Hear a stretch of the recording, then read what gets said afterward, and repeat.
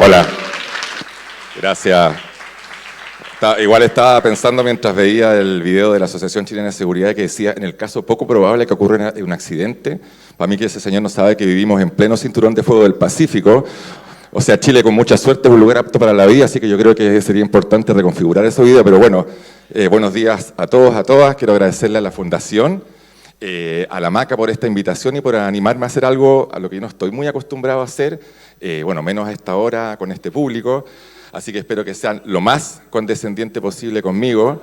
Estoy un poquito nervioso y además apuesto a que lo que ustedes escuchen en los próximos 10 minutos después lo erradiquen radicalmente de su mente, memoria, experiencia, etc. Pero bueno, yo lo primero que les quiero contar y más bien confesarles es que yo entré bastante tarde al tema ambiental, muy tarde, en mi adolescencia, allá por los años 90, el siglo XIX aproximadamente. Yo era parte de esa gran masa de la población que tenía escasa o nula conciencia ambiental. Aunque, si lo pensamos bien y con perspectiva, creo que éramos ecológicos sin saberlo. Nosotros íbamos a la esquina a comprar pancito con nuestra bolsita de tela reciclable. Si se echaban a perder los zapatitos, los mandábamos a reparar. O sea, qué obsolescencia programada ni que nada. En mi casa teníamos la misma tele que habían comprado mis abuelos para ver la llegada del hombre a la luna. En esa tele, por ejemplo, yo vi mi primer concierto de los Backstreet Boys. Y además, y lo importante es que es verdad, además, yo tenía una sola camisa, ¿no? Una camisa Angelo Ferrini, comprada en Almacenes París o Muricy, no me acuerdo muy bien, una camisa grunge, antes del grunge, que usaba para las fiestas y las kermeses y que me duró desde tercero básico a cuarto medio. O sea, qué juventud más plena e íntegra tuve. Bueno, la semana pasada recién terminé de pagar la terapia, me costó más caro que pagar el CAE, pero qué juventud más plena e íntegra tuve. Entonces yo creo que éramos adelantados y vanguardistas sin saberlo. O sea, nos faltaba solamente andar con el cartoncito, como cartelito con la consigna Austeros Forever, para hacer lo más parecido a unos Greta Thunberg noventeros, pero no lo sabíamos. Entonces, cuando fue pasando un poco y fuimos dejando atrás los locos años 80, 90 y empezamos a entrar los años 2000 y además empezaba a acelerarse la implementación de la fase tardía del sistema tecnocapitalismo industrial en Chile y entramos a una era de consumo desenfrenado, fui tomando conciencia de que había que meterse en el tema ambiental. Y además en esa época yo miraba a los ambientalistas y me pasaban cosas. Los encontraba a todos y a todas bacanes, los miraba con ojitos de amor. Los encontraba tan claros, tan coherentes, tan tolerantes. Pero ¿cómo habrá sido que estaba perdido que quería organizarles un asado para celebrarlo? O sea, así de perdido estaba. Pero bueno, entonces cuando ya estaban los años 2000, los 2010, ya me dije a mí mismo, dije, Jorge, si quieres ser un héroe trágico moderno que reivindica los últimos vestigios del romanticismo, tienes que meterte al tema ambiental. Y bueno, debo confesar que al principio me costó bastante, primero por mis prejuicios. Yo trataba en esa época de ser un buen abogadito, venía de una facultad y una universidad muy conservadora, donde lo más transgresor que uno podía hacer era ponerse una corbata con rayitas. Y si las rayitas eran rojas, era la cagada porque uno pasaba a ser una suerte de Che Guevara con código civil. Entonces, ahí yo me comparaba con los ambientalistas y me los imaginaba, métale cannabis. Obviamente, después con el tiempo, cuando los empecé a conocer, me di cuenta que eso era puro prejuicio, no tenía nada que ver con la realidad, guiño, guiño. Pero bueno, ahí estaba yo tratando de seguir metiéndome en el tema, bien ignorante, intentando aprender, especialmente de las nuevas generaciones. Y ahí también yo me di cuenta que no solamente hay una brecha generacional, hay una brecha comunicacional súper importante, muy difícil de entenderse. Yo hablaba con estos jóvenes, muchos de ustedes, imagino que están acá, ambientalistas, y ellos me respondían con palabras extrañas y singulares, que si yo estaba basado con el cambio climático, si íbamos a entrar en una onda bélica o detonada contra la contaminación atmosférica, o sea, no sabía si me estaban invitando a participar a organizar un atentado terrorista. Pero yo trataba de hacerme gil para no parecer más perdido que dueño de termoeléctrica en un encuentro de Fundación Basura, y trataba de responder también con ciertas palabras que estuvieran en la onda para establecer comunicación. Y les decía, sí, macanudo, vayamos a taquillar después al Pollo Stop y a protestar por la capa de ozono, y así me iba manejando, tratando de entender y establecer esa comunicación. Y también, a medida que yo investigaba, me empezaban a surgir varias dudas respecto al tema también. Entonces, en esa época, por ejemplo, yo me preguntaba, mira el hueón, ¿por qué se habla de calentamiento global si puta que hace frío cuando uno se levanta en la mañana? Entonces me sentía como un Galileo Galilei que había descubierto la debilidad científica del fenómeno. Y consideraba que esa duda que era legítima también tenía que ser aclarada. Y nuevamente, ¿a quién recurría la juventud?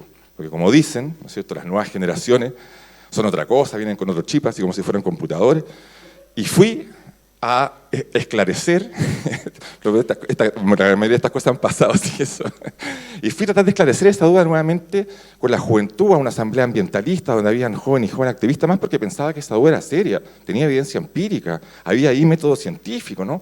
Observar datos, levantar observaciones, levantarme temprano, cagarme de frío, no salir de la cama antes de las 11:30 para no exponerme al riesgo, aplicación del principio precautorio.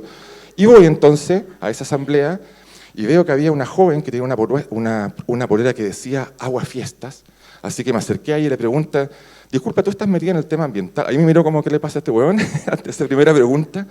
¿Te puedo hacer una pregunta? ¿Por qué se habla del calentamiento global si hace tanto frío? ¿No será esto un invento de los comunistas?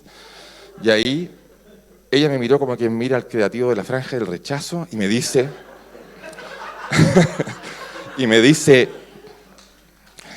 gracias, muchas gracias.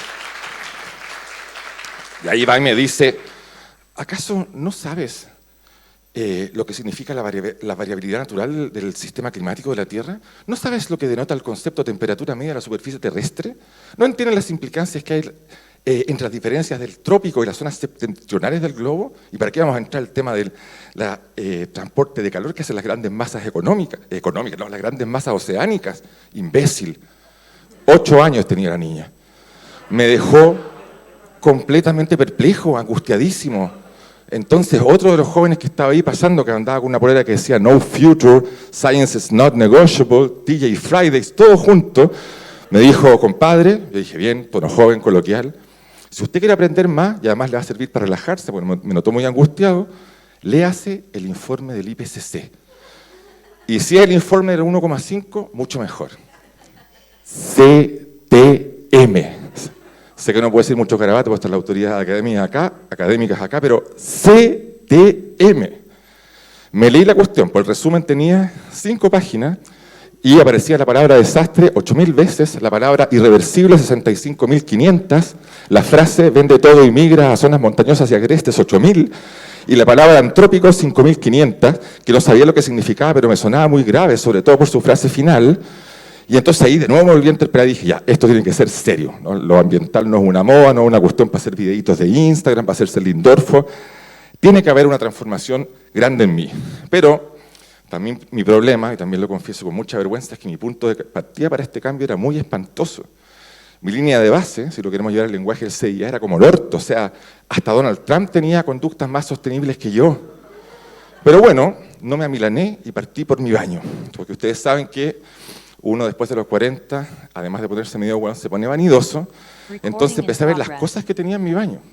Tenía 2 jabones de mantequilla de karité, un champú Tío Nacho Silver Fox para canas relucientes, una crema especial antiarrugas y de reforzamiento de la virilidad Agorex, 4 bálsamos anticaída del pelo y un jabón Popeye.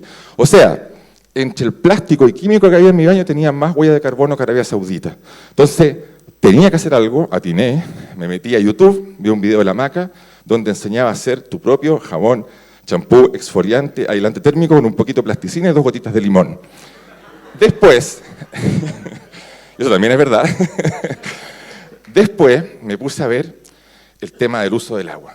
Y ahí, terrible, qué vergüenza, pero tengo que decirlo. Yo era de los que para lavarme los dientes, daba el agua, la dejaba corriendo, me iba a ver Game of Thrones y volvía cuando ya los dragones habían jubilado, bueno, a cortarla.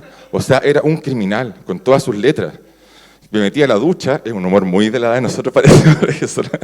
Me metía a la ducha con la banda sonora del Señor de los Anillos y solo me salía cuando cachaba que por la música Frodo y sus amigos no tenían que arrodillarse ante nadie. Que me emociona esa escena. Además salía llorando de la ducha como Bridget Jones y más arrugado que la Julita hasta Buruaga. Y después me puse a revisar el uso de la energía. Y ahí de nuevo, mi punto de partida en esta mi transición ecológica era espantosísimo. O sea, cuando me levantaba en la noche prendía todas las luces para ir a la cocina o al baño. También era porque me daba un poquito de miedo porque estaba viendo unos monos que eran como, que se llamaban Evangelion, que yo pensaba que eran como los testigos de Jehová, y cuya historia es total y absolutamente indescifrable. O sea, es más fácil aprender ruso en una semana, conseguirse una reunión por Zoom con Vladimir Putin, convencerlo de que deje Ucrania, deje explotar petróleo, a entender de qué mierda se tratan esos monos. Pero era tanta la luz que yo generaba que incluso me llamaron del Observatorio Paranal para pedirme que cortara el huevo porque estaba poniendo en riesgo la observación de galaxias desconocidas con la contaminación lumínica que estaba generando. Y bueno, faltaba así la madre de todas las batallas, el centro líquido del cambio de las conductas ambientales, la COP50, el Red C dorado, la hoja de ruta suprema, la norma de emisión eterna, la basura, ¿no? Porque todos sabemos que la basura no... Qué bueno que resultó. Y ahí, gracias. Y ahí me enfrenté al relleno sanitario que era mi vida, desafiando la segunda ley de la termodinámica. Yo era el señor entropía en persona. Era tan gil que pensaba que la Coca-Cola normal no se reciclaba, solo la Coca Light.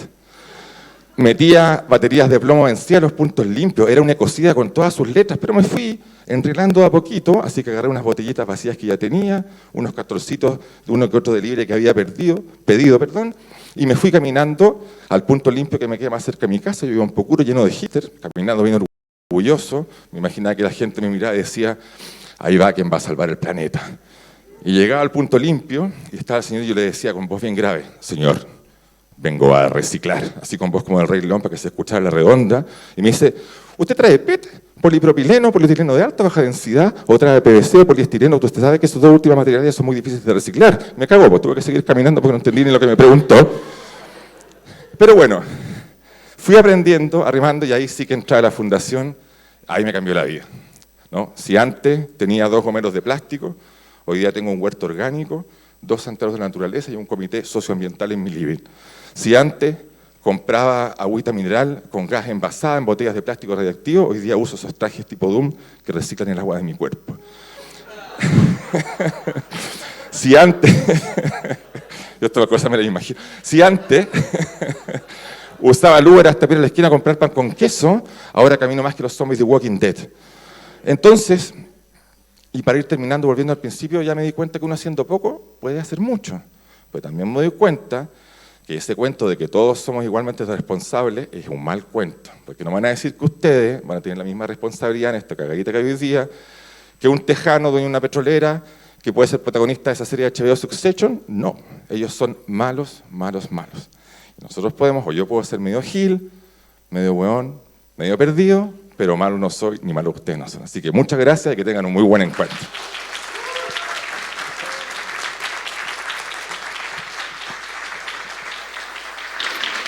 Hoy un aplauso más fuerte. No, te pasaste. Se pasó. Grande.